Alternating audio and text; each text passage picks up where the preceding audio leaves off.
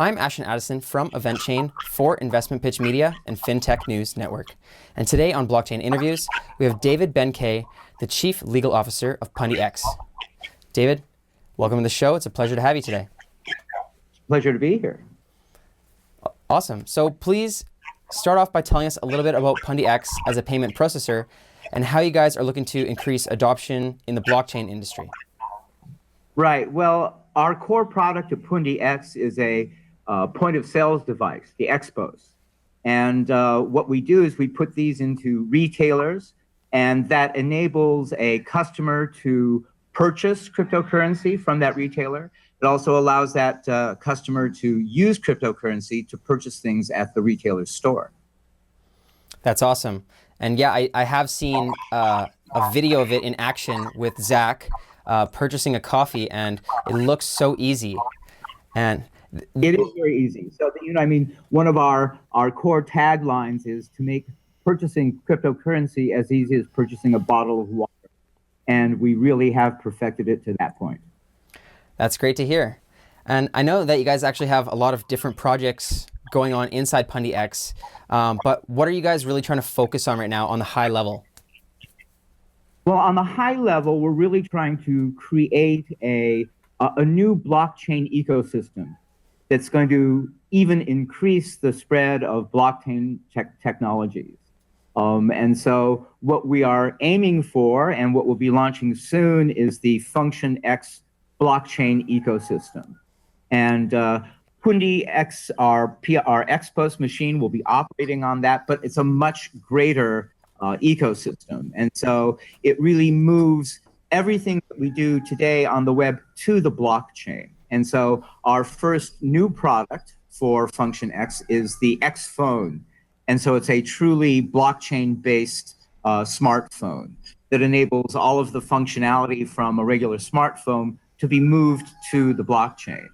And so this is the first of what will be many products, not only that we come out with, but that we hope will, spread, and there'll be a whole growth in the development community to put more apps onto the blockchain, to put more products onto the blockchain. That sounds amazing, and I'm really excited to see that you guys actually have a phone, because I feel there's a need for that in the industry.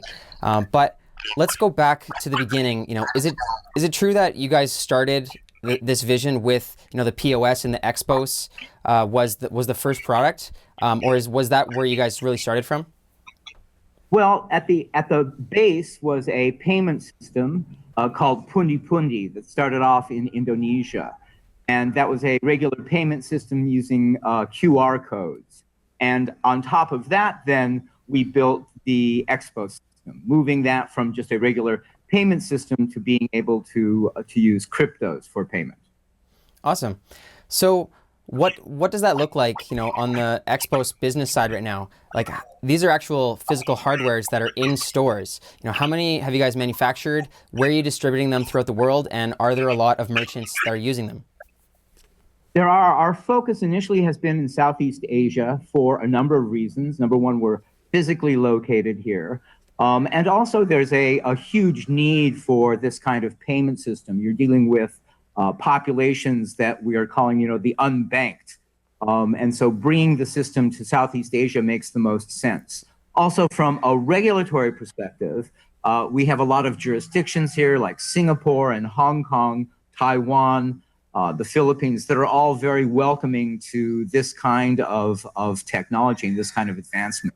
So our focus initially has been here in Asia, Southeast Asia. We have our headquarters in Singapore. We have offices in Jakarta and Taipei and Tokyo and Seoul. And then we are also expanding. Our kind of next market is in Latin America. Again, you find a great need for it, and you find a regulatory environment that's also very welcoming to it. Then we will gradually move into Europe. And again, you find particularly these small democracies that are providing great environments for this kind of growth. So you have Malta, and you have Lithuania and Estonia, and those are all really great gateways into Europe.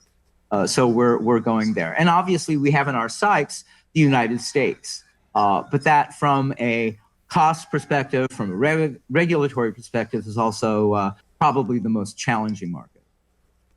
I would completely agree. And it seems that, North America's financial systems, they have a lot of things in place and regulatory wise.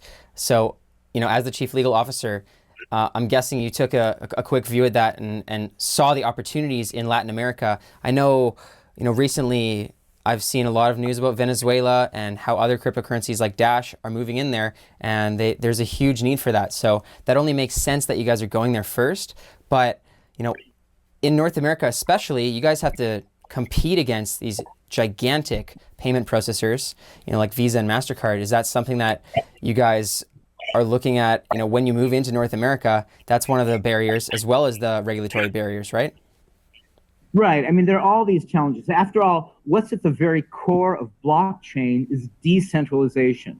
So when you talk decentralization to places where centralization has been at their core, where you have banks or just a few payment systems like MasterCard and Visa, they're going to be hugely challenged by the entree of something that is decentralized. So it will be a challenge, but I think that it's one of those things that's going to be really grassroots motivated. That's how, blockchain began. That's how it will grow, by people, demanding its use and finding the reasons for why it's going to be used.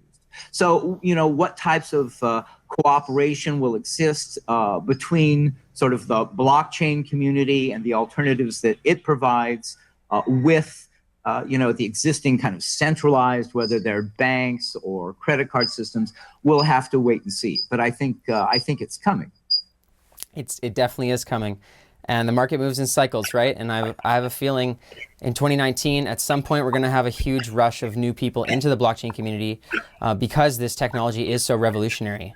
And I think that's right. I think we're also going to be facing, I think, probably another financial crisis, if you will, in sort of the traditional institutional segment, and that will also raise interest in the alternatives. Definitely, and I feel like we're nearing that 10-year cycle, so it's always good to be prepared. Now, could you speak a little bit more about the blockchain ecosystem, Function X? Is this its own blockchain? And if it is, how far along is the development? When is it being released, or what are we to expect from it? Right. It's already way into development, and we're anticipating that the main net will be launched during the second quarter of 2019.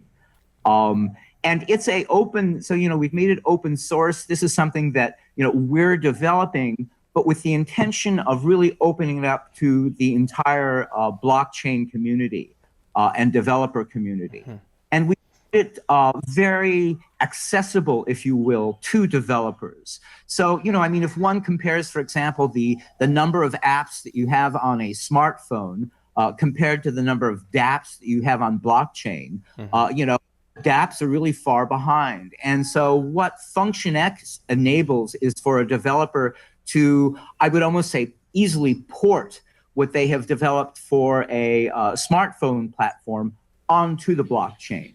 And we've demonstrated this in a number of our events. The biggest one was in Bali in October of this year, where we showed how it was very easy to port an existing application that was developed for a smartphone onto the blockchain.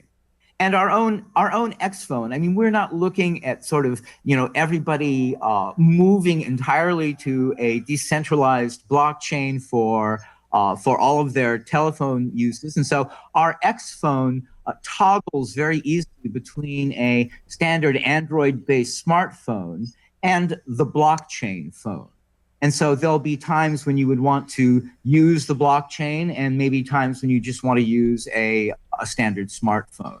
So it will be a gradual process, and we'll see how the developer community takes to it, because it does offer a whole new level of security and also the ability for people to really control their own data when all of this is moved to the blockchain.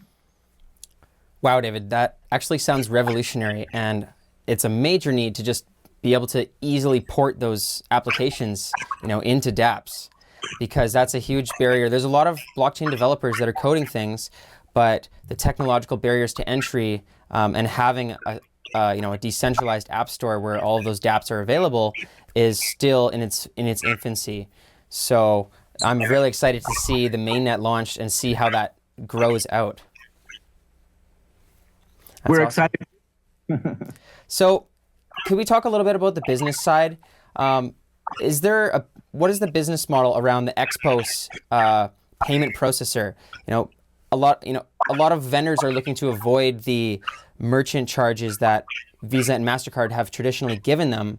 Are you guys similar in that way, or is it just simply purchasing the hardware?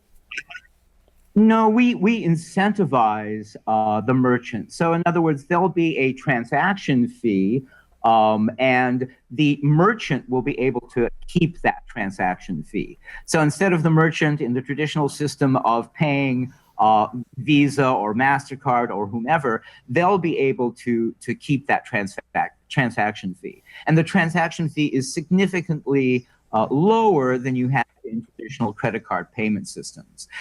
It depends again on particular markets that we're in and what's available, and what we're able to do with regard to our providing, what we're able to provide on the back end in terms of the payment system.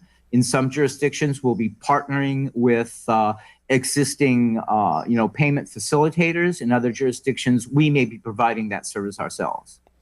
That's great. So let's just take a look at the long-term vision now of Pundi X.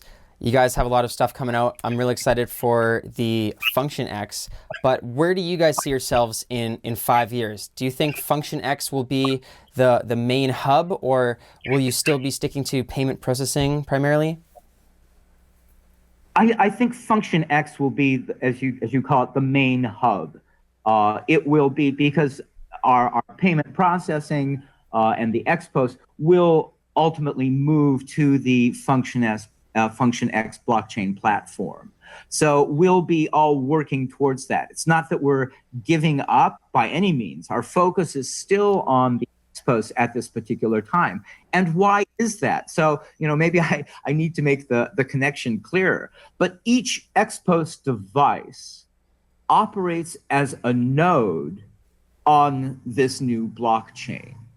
So, the challenges that the current blockchain and particularly the Ethereum blockchain have been facing are in terms of scalability and speed.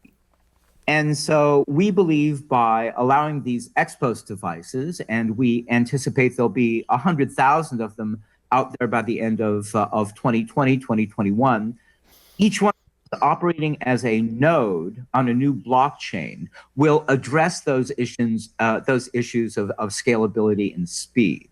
So our focus, again, at that high level is on the Function X platform. And the Xpos device is one of those ways that we will be getting there.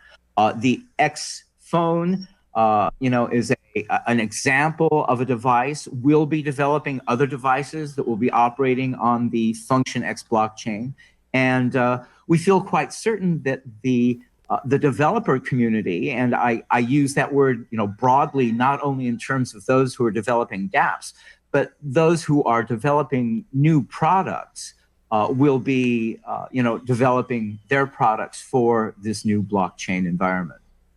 That's great, David.